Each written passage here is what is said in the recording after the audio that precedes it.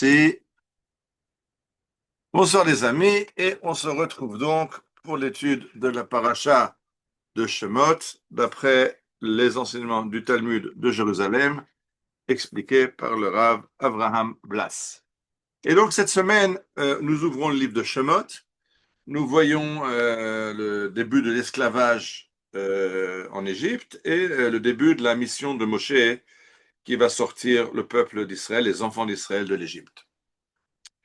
Et on se rappelle que tout à fait au début, la première fois qu'on va rencontrer Moïse, euh, il a donc été caché par sa maman dans les roseaux au bord du Nil parce que Pharaon a décidé de tuer tous les enfants juifs.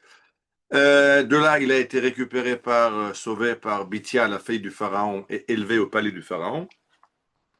Et c'est seulement vers ses 20 ans qu'il va sortir du palais pour voir un peu ce qui se passe. Et alors, la première fois qu'il sort, il va voir là-bas deux juifs, dont un des juifs est frappé par un contremaître du Pharaon. Et Moshe regarde et il voit qu'il n'y a pas de témoin. Il tue le contremaître qui avait frappé un juif et il l'enterre dans le sable. Bayar qui est Ish, Bayar est Abitzri, il a vu qu'il n'y avait personne, pas de témoin, d'après le Rashi, d'après le Talmud, qu'il n'y a pas de descendance de tzadikim qui sont appelés à sortir de cet Égyptien.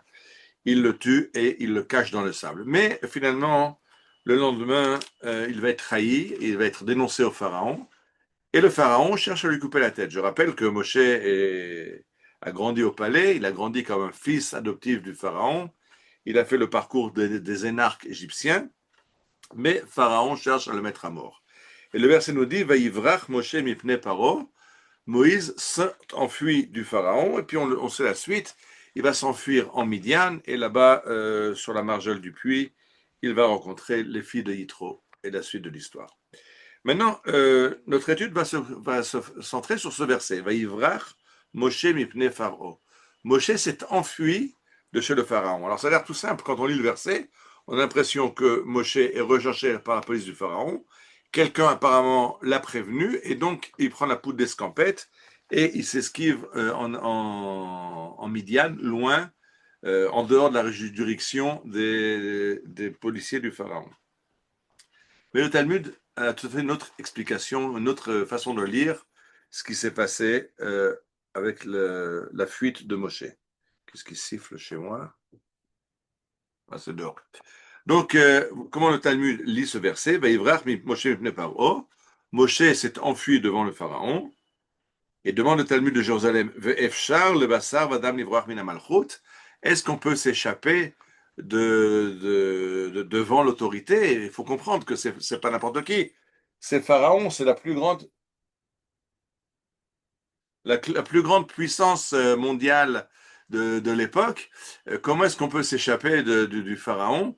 C'est pas possible. Et là, le Pharaon a effectivement réussi d'abord à attraper Moshe. C'est pas que Moshe a directement réussi à prendre la poudre d'escampette et va se retrouver en Midian. La police du Pharaon a réussi à mettre la main sur Moshe. Et le Pharaon a jugé Moshe et l'a condamné à avoir la tête coupée. Et le bourreau a aiguisé sa hache et a voulu couper la tête de Moshe. Venishbera, mais le cou de Moshe est devenu dur comme du marbre, et c'est la hache du bourreau qui s'est cassée. Amar Rabbi Eviatar velo od. Non, non, attention. Ne crois pas que le miracle, c'est juste que Moshe, le cou de Moshe est devenu dur comme du marbre, et son cou était plus dur que la hache, et c'est au lieu que la hache brise le cou, c'est le cou qui a brisé la hache. Ça va plus loin. Rabbi Eviatar nous enseigne la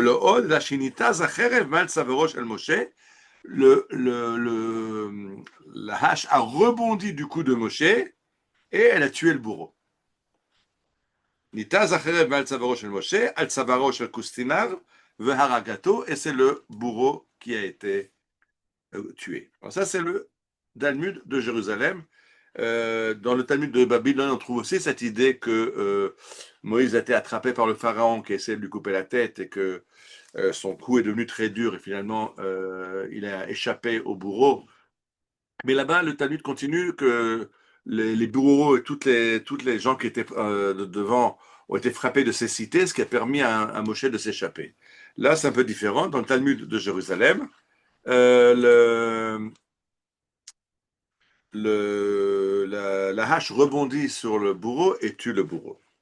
Et donc le Rav maintenant, le Rav Blas, qui explique ce texte du Yerushalmi, nous explique deux choses. Il y a deux thèmes dans ce midrash rapporté par le Talmud de Jérusalem. Le premier, c'est la question qui était posée. Vaïvrach Moshe mipnei Pharaon, Moïse s'est échappé du Pharaon, et le Talmud demande, mais est-ce qu'on peut s'échapper du Pharaon? Et oui, c'est la plus grande puissance de l'époque, il a certainement la meilleure police secrète du monde, et s'il envoie toute sa police secrète aux trousses de Moshe, comment Moshe arrive-t-il à s'échapper? Effectivement, on voit qu'il ne s'est pas échappé puisqu'il a été rattrapé et condamné à mort. Et il nous dit, c'est de ça qu'il s'agit, c'est qu'il fallait comprendre, il faut comprendre qu'on ne s'échappe pas de la police du Pharaon. Un État policier, c'est un État très fort. Et ça, c'était très important d'apprendre au peuple d'Israël. Maintenant que le peuple vient de se créer, parce que je rappelle que la semaine dernière, dans le livre de Bréchit, on parlait d'une famille, la famille de Jacob, la famille de Yaakov. Maintenant, on a un peuple. Il faut apprendre à un peuple ce que c'est qu'un gouvernement. Qu'un gouvernement, ça doit être féroce. La loi, la raison d'État, la loi de l'État, c'est quelque chose de féroce. Et on n'échappe pas à la justice de l'État. Et donc, il fallait enseigner ça au peuple d'Israël. C'est pour ça que Moshe, d'abord, il a fait ses classes à l'école des énarques égyptiens. Il a été élevé par le pharaon, donc il était à l'école qui forme les cadres égyptiens pour savoir comment gérer un peuple. Il va devoir gérer le peuple d'Israël, donc il a fait la meilleure école possible, l'école des princes égyptiens. Il a même eu à se confronter avec la police du pharaon pour comprendre comment on fait une police. Si on veut qu'un État fonctionne, il faut qu'il y ait une police qui fasse appliquer la loi. Et Moshe a eu affaire à cette police et a compris qu'il en prenne les graines.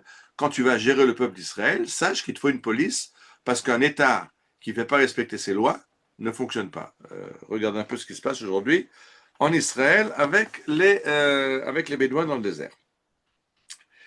Mais dit le Rav Blas, il y a un deuxième volet à ce midrash. Et le volet, il est que non seulement que Moshe est dans son bon à sa raison, a raison de s'opposer au pharaon, alors non seulement la hache du bourreau va se casser et elle ne va pas le frapper, mais la hache va se retourner contre le bourreau qui a essayé de le frapper pour se casser. Et je pense de nouveau, ouvrez les nouvelles, si vous voyez ce qui se passe en Iran aujourd'hui.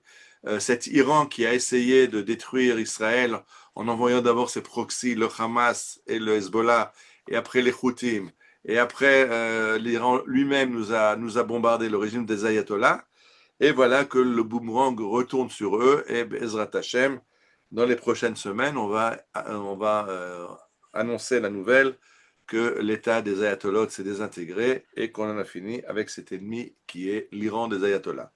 Alors, je pense que c'est très important parce que c'est deux problèmes qu'on voit justement actuellement dans la société israélienne. Un, que l'État a du mal à réinstaurer la loi et la police dans le sud du pays. On voit tout ce qui s'est passé avec les Bédouins ces dernières semaines. Et quand on est de notre bon droit, c'est le mot que j'ai cherché tout à l'heure, quand on est dans notre bon droit, eh bien, la hache qui s'est levée pour nous couper le cou, c'est la hache qui va couper le cou du bourreau. Et Ken Yovdu Koloivecha Hashem, que Akadosh Baruch Hu continue à détruire de cette façon nos ennemis et qu'on avance dans la Géoula. Shabbat Shalom, Bezrat Hashem, à la semaine prochaine.